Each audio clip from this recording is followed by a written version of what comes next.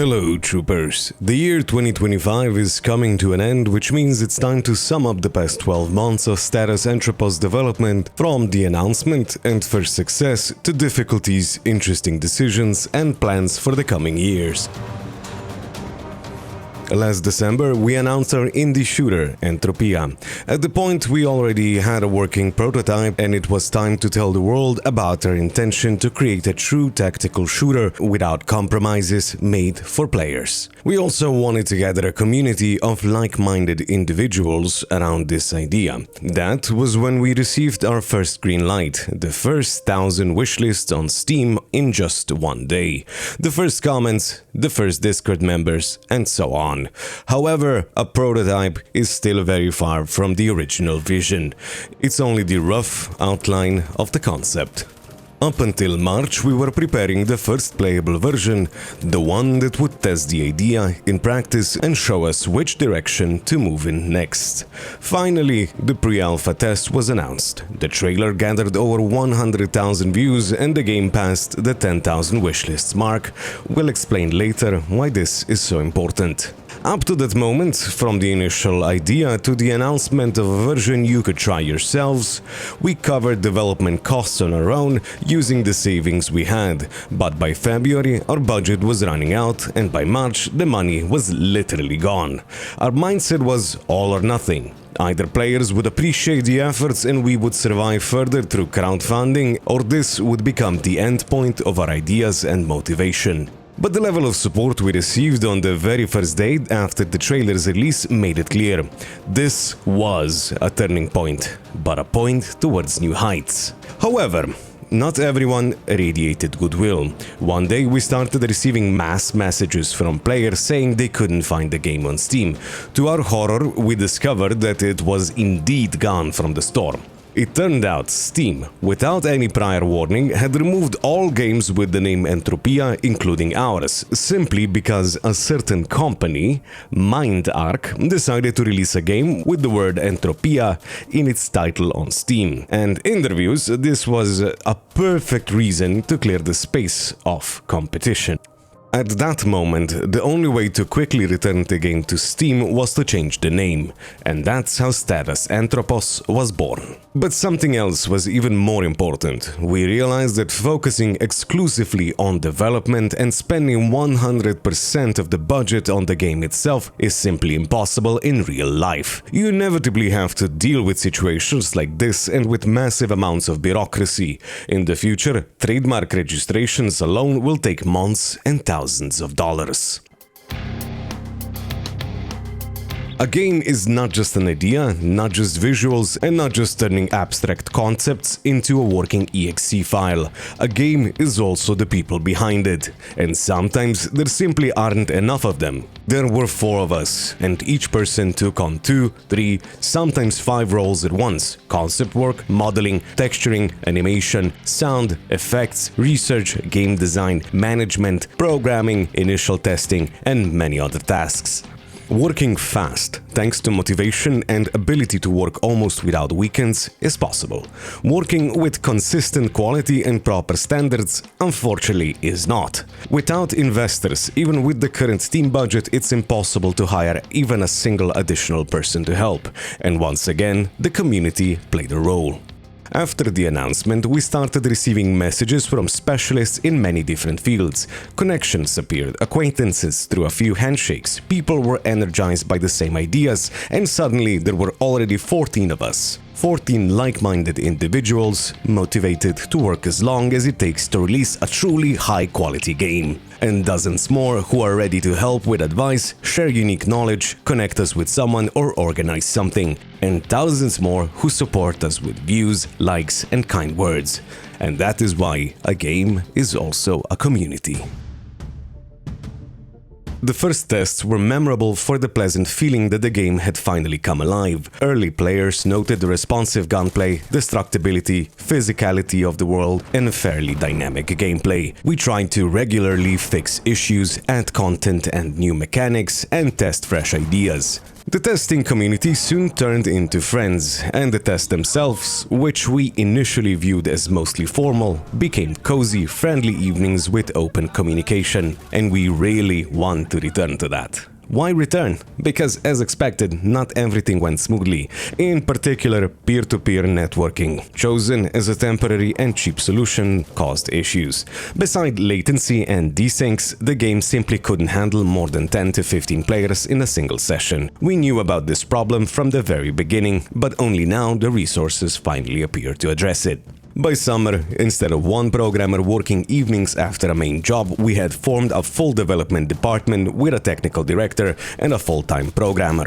This also revealed many more issues inherited from the prototype, from merely imperfect decisions to ones that work today but would inevitably hurt performance or block advanced mechanics in the future. In June, we made an important decision. Rather than dragging these problems into the future, knowing that they would surface eventually, we would shut down the pre-alpha and rewrite the game from scratch, while it could still be done with relatively little pain. Another important change made possible thanks to your support was approach to development itself. We began adhering to industry standards. This doesn't mean add RTX, DLSS and 8K textures. It's about the workflow. By that point, the team had grown from 4 to 14.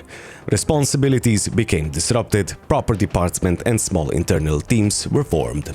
For example, asset creation. Previously, a 3D artist simply made a model based on how it looked. Now, a model must comply not only with stylistic rules but also with technical requirements.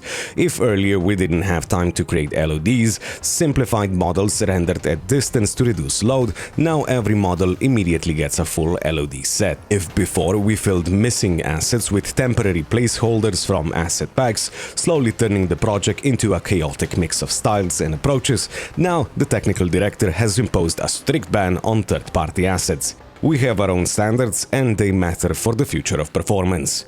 This is what we strive for, and thanks to your support, we can finally use it. The first task for the summer was moving to dedicated servers. However, given the tightening climate around violent games, we decided to maximize security for both the game and your accounts. As a result, we built an entire service infrastructure from basic authorization with cryptographic authentication protection to game server monitoring, matchmaking, ban systems, transactions, server-client communication, and more. The key benefit is that the game is no longer tightly bound to, for example, Steam's online subsystem. Player profiles are stored with us. This not only simplifies future releases on other platforms like Epic Games Store or even our own platform, but also ensures that if one platform experiences outages or blocks, only that platform is affected. Your account and the game itself remain intact. Over the summer, we also researched characters and weapon customization systems. The goal is not just swapping jackets and pants or adding dozen weapon modules, but creating a really deep system for weapon and equipment modifications. Perhaps not as deep as Escape from Tarkov or Deadline, but instead of adjusting trigger and gas blocks, we focus more on modules you actually see on screen, side housings, mag poles and similar elements. The challenge is finding a balance between depth, performance and usability. We also discussed customization philosophy in more detail on Patreon and in the August report. By today, we already have a working prototype of the customization system, which we'll continue refining and introduce closer to alpha. Starting in September, we began developing a new firing and recoil driver aimed at improving performance and refining weapon behavior. The programming team created an advanced kinematic driver that mathematically simulates not only the weapon but also the shooter at the moment of firing. The system accounts for firing intensity, single shots, short bursts, or sustained fire. For example, spontaneous single shots behave differently from rapid semi-auto fire. The game accounts for the stronger impulse of the first shot and how the character then braces, with the weapon settling more firmly into the body. Instead of the classic approach, vertical climb, lateral kicks, random spread, forward-back motion, we used a non-standard system with parameters such as recoil force in a vacuum, character resistance to recoil based on cumulative recoil impact, rotation points, and many other nuanced solutions. This allows us to conveniently create realistic recoil behavior when adding new weapons. We call this system reactive recoil, and we'll be showcasing and explaining it in great detail in the near future.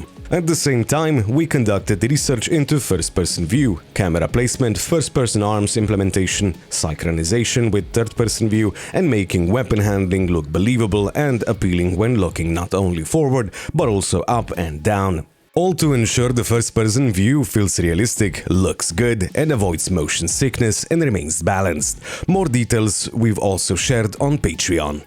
Sure, these are only the largest and most visible parts of the work done. A huge amount has been done under the hood. Intangible for now, but it will be felt once the game is filled with planned mechanics and content. About the rough patch that began toward the end of the fall. In November, we planned to launch the first test of the rewritten game, to test networking, our own server infrastructure, and technical aspects of shooting and movement. However, October took nearly 2 weeks away due to illness across almost the entire team. That meant working not only without weekends, which is already standard, but sometimes overnight. Throughout development, quick internal tests didn't reveal major issues, but this applied only to core branches. There simply wasn't enough time left to fully assemble and test the entire playtest build, as we had promised in November. And that's when the build cracked.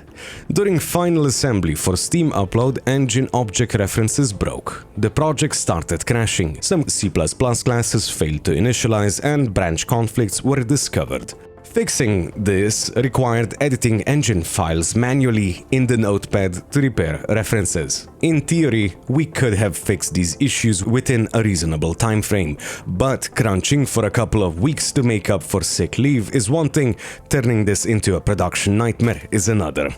We've always felt responsible for the experience you'd have during testing, and the hype around the test had grown quite large. So we reconsidered everything and reached the following conclusion. Return development to a healthy pace and not rush to release Playtest V2 by the new year. Instead, restore the project, fix critical issues, and immediately move on to the promised content, merging the technical update with several content patches. This way, the playtest will be interesting not only primarily for us, but will become a small piece of the actual game, something you can play, not just test, and therefore much closer to what you truly expect. We also reconsidered how we announce timelines. While we don't like feeding people with tomorrows, our primary promise to ourselves and to you is to make a good game. So we decided to allow ourselves more flexible deadlines, giving us time to properly test builds before releasing them publicly and fix the issues when they arise. Monthly reports will now become quarterly. Every 3 months we'll publish major summaries. If we manage to prepare a video about specific interesting development topics in the meantime, we'll release those separately. Weekly work in progress posts will remain, as will open communications in our chats. Another part of development that usually stays behind the scenes is the budget. We're not too shy about sharing income and expenses, especially since you are now funding the team and have the right to know how these funds are being spent. From the initial idea up to the pre-alpha announcement at the end of March, development was funded entirely from our own reserves, because we aim to sell as few promises as possible given our situation. From January to March, development expenses total $5,600 USD. From April, when crowdfunding began, through this December, we received around $17,500 USD from you. A detailed breakdown by expense categories is on your screens right now. Once again, we want to thank everyone who supports the team financially. Even though we try to be as economical as possible, without you, this wouldn't be a thing. And you guys are truly making this happen. A growing treasury also tells us the project is interesting and that our work actually matters. Another important metric is Steam wishlists. In just 1 year, we've received nearly 30,000, and this is only the beginning. Why does this matter?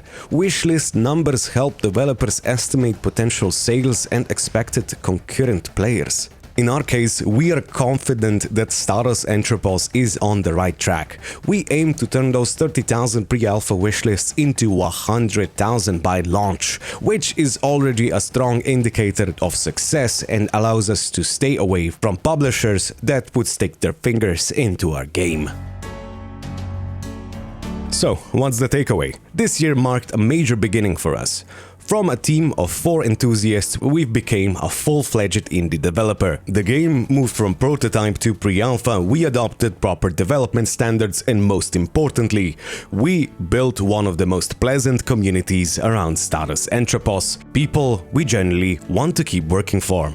Let the hardships we encountered stay in the outgoing year, and let the next year be the year when Status Entropos servers open for you. A year of new achievements and the transition to alpha. Friends, thank you all, wishing you the best and a happy new year.